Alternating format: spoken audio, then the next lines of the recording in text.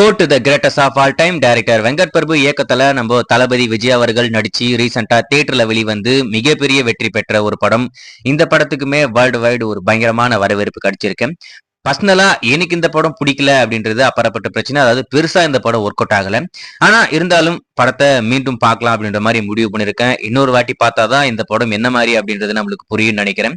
ஆனா இரண்டாவது நாள் வசூல் அப்படின்றது ரொம்பவே பயங்கரமா இருக்கு. இப்ப முதல் நாளே 126+ அப்படின்றது ஏற்கனவே அதிகாரப்பூர்வமா சொல்லிட்டாங்க. இப்போ இரண்டாவது நாள் சேர்த்து வேற மாதிரி சம்பவத்தை பண்ணிருக்கு. அதாவது 210க்கும் மேல வந்திருக்கு. அதாவது இந்த கோட்டு படத்துடைய 2 நாள் வசூல் அப்படின்றது வேர்ல்டு வைடு 210 கோடிக்கும் மேல வந்திருக்கு அப்படின்ற மாதிரி சொல்றாங்க.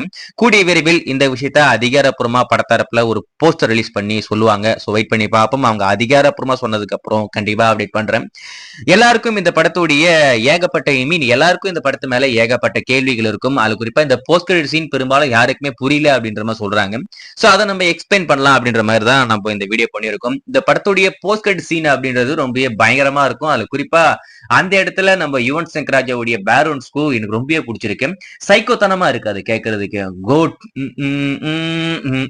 ஏதோ பயங்கரமா இருக்கு. அது மண்டைக்குள்ள ஓடிக்கிட்டே இருக்கு. சோ அந்த சீன் என்ன மாதிரி இருக்கு, அது என்ன மாதிரி கொண்டு வராங்க அப்படின்னு பாத்தீங்கன்னா, ஜெமினி மேனை அப்படியே கொண்டு வந்து போஸ்ட் கிரெடிட் சீன்ல வச்சுட்டாங்க. இந்த படத்துடைய ஒர்க் ஸ்டார்ட் பண்ணதுல இருந்தே எல்லாரும் நாம எல்லாரும் மட்டும் இல்லாம நம்மளும் சொல்லிக்கிட்டு இருக்கோம், இந்த படம் ஜெமினி மேன் படத்துடைய தழுவல், அதனுடைய ரீமேக் அப்படின்ற மாதிரிலாம் நம்ம சொல்லிக்கிட்டு இருந்தோம். ஆனா படம் ஃபுல்லா அப்படியே எடுத்துட்டு வந்தா நம்ம ஜெமினி மேனுடைய அப்பட்டமான காப்பி அப்படி சொல்லிட்டு கண்டுபிடிச்சிருவாங்கன்னு சொல்லிட்டு என்ன பண்ணிட்டாங்கன்னா, ஒரு 2.5 மணி நேரம் 2.25 மணி நேரத்துக்கு வேற ஒரு கதையை ஓட்டிட்டு போஸ்ட் கிரெடிட் சீன்ல ஜெமினி மேனை கொண்டு வந்துட்டாங்க. ஜெமினி மேன் படம் ஜெமினி மேன் படம் பார்த்தவங்களுக்கு தெரியும், அது ஃபுல்லா குளோனிங் தான். சோ இந்த படத்துலயும் குளோனிங் அப்படின்ற விஷயத்த நம்மளுக்கு போஸ்ட் கிரெடிட் சீன்ல தான் நம்மளுக்கு காட்டியிருக்காங்க. அதுல இன்னொரு முக்கியமான விஷயம் என்ன அப்படின்னு பாத்தீங்கன்னா, இதுல யாருதான் உண்மையான ஜீவன் அப்படின்றத அவங்க எல்லாருக்கும் ஒரு கேள்வியா இருக்கும். இப்ப போஸ்ட் கிரெடிட் சீன்ல கிளீன் ஷேவ் பண்ணிக்கிட்டு ஆரஞ்சு கலர்ல யூனிஃபார்ம் மாதிரி போட்டுக்கிட்டு ஒரு கேரக்டர் வந்திருக்கும். அதுதான் உண்மையான விஜய். அதாவது நம்ம தளபதி விஜயோடைய பையன் இளைய தளபதி, அவர் தான் ஜீவன். அவர் இப்போது பேர் வந்து சஞ்சய் அப்படின்ற மாதிரி மாத்திருக்காங்க. சஞ்சய் தான் ஒருத்தரையா குளோன் பண்ணி தன்னுடைய உருவம் மாதிரியே ஜீவன் அப்படின்ற ஒரு குளோனை உருவாக்கி தளபதி விஜயை கொள்றதுக்கு அனுப்புறாப்ல. இப்ப ஏற்கனவே ஒரு குளோனை ரெடி பண்ணி அனுப்பிட்டாங்க. அந்த குளோனை வந்து நம்ம தளபதி விஜய் கொண்டாப்ல. இப்ப இரண்டாவதா இன்னொரு குளோனை ரெடி பண்ணி அதுக்கு ட்ரைனிங் கொடுத்துக்கிட்டு இருக்காரு. உனக்கான நேரம் வரும்போது நான் சொல்றேன், நீ போய் அவருடைய கதையை முடிச்சிரு அப்படி சொல்லிட்டு ஏதோ டயலாக் வரும். சோ இப்போ ரெண்டாவதா ஒரு குளோன் ஆல்மோஸ்ட் ரெடி பண்ணிட்டாங்க. இதெல்லாம் மட்டும் இல்லாம மூணாவதா இன்னொரு குளோனை 73% ரெடி பண்ணிட்டாரு. அதாவது ஒரிஜினலா இருக்கிற விஜய் வேற ஒரு இடத்துல இருக்காப்ல. இப்ப தளபதி விஜய் கொன்ன விஜயும் இப்போ ரெடி பண்ணிக்கிட்டு இருக்க விஜய் எல்லாமே குளோன் தான். உண்மையான விஜயும் உண்மையான இளைய தளபதியும் நம்ம தளபதி விஜயும் இன்னும் நேர்மையா சந்திக்கவே இல்லை.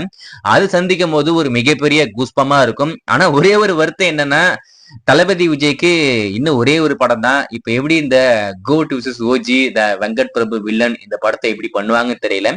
என்னை பொறுத்த வரைக்கும் இந்த படத்தை பண்ணா ஒரு மிகப்பெரிய எக்ஸ்பெக்டேஷன், ஒரு மிகப்பெரிய இதை விட பயங்கரமான ஓப்பனிங் இருக்கும் அப்படின்ற மாதிரி நான் எதிர்பார்க்கிறேன். ஏன்னா அந்த போஸ்ட் கிரெடிட் சீன்ல ஏகப்பட்ட விஷயங்கள் இருக்கு. அதுக்கான கேள்விகள் எல்லாமே நம்மளுக்கு செகண்ட் பார்ட்ல தான் நம்மளுக்கு காத்துக்கிட்டு இருக்கு.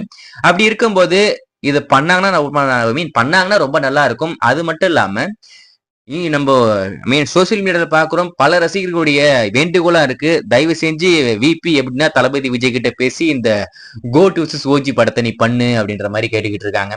அந்த அளவுக்கு ஒரு நல்ல எக்ஸ்பெக்டேஷன் இப்பவே அந்த படத்துக்கு கிரியேட் ஆயிடுச்சு. சோ ரொம்ப சூப்பரா இருக்கு.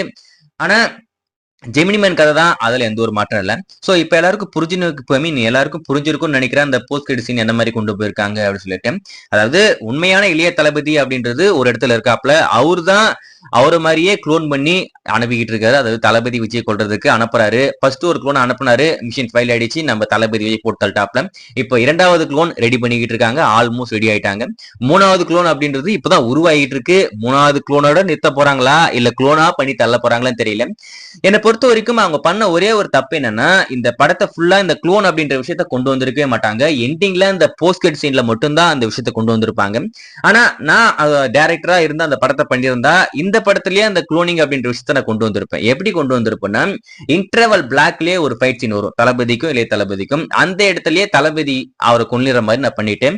அந்த மாஸ்க் கேட்டதுக்கு அப்புறம் தெரியும் தன்னுடைய பையனை நான் கொண்டுட்டேன் அப்படின்ற மாதிரி விஷயம் வரும். அதுக்கடுத்து செகண்ட் ஹாஃப்ல ஏதோ ஒன்று போயிட்டு இருக்கும்போது மீண்டும் இன்னொரு விஜய், என்னடா இது இப்பதான் ஒருத்தனை கொண்டு திரும்பி ஒருத்தன் வரானே அப்படின்னு சொல்லிட்டு அப்பதான் நம்மளுக்குள்ள ஒரு எப்படின்னா ஒரு கூஸ்பாமோ இல்ல குழப்பமான நிலைமை ஒரு பல கேள்விகள் தோன்றும்.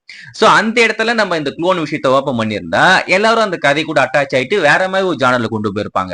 ஆனா இவங்க குளோன் அப்படின்ற விஷயத்த படம் போல பேசவே இல்லை. ஆனா போஸ்ட் கிரெடிட் சீன்ல மட்டும்தான் அது கொண்டு வராங்க. மேபி அதனாலயே என்னமோ பெரும்பாலும் இது வழக்கமான கதையா மாறி போச்சு. ஒருவேளை நான் சொன்ன மாதிரி அந்த படத்தை கொண்டு போயிருந்தா ஒரு புதுமையான அனுபவம், வேற மாதிரி ஒரு எக்ஸ்பெரிமெண்ட் நம்மளுக்கு கிடைச்சிருக்கலாம். சோ அதை பண்ணியிருந்தாங்கன்னா ரொம்ப நல்லா இருக்கும். ஏதோ ஒண்ணு போஸ்ட் கிரெடிட் சீனை பொறுத்த வரைக்கும் ரொம்பவே டிஃப்ரெண்டா இருக்கு. தமிழ் சினிமாக்கு இது ரொம்ப புதுசுதான். அதை எப்போ தீண்டும் செகண்ட் பார்ட்ல பண்ண போறாங்கன்னு தெரியல. அதுக்கான நேரமும் காலமும் அமையுமான்னு தெரியல. வெயிட் பண்ணி பார்ப்போம்.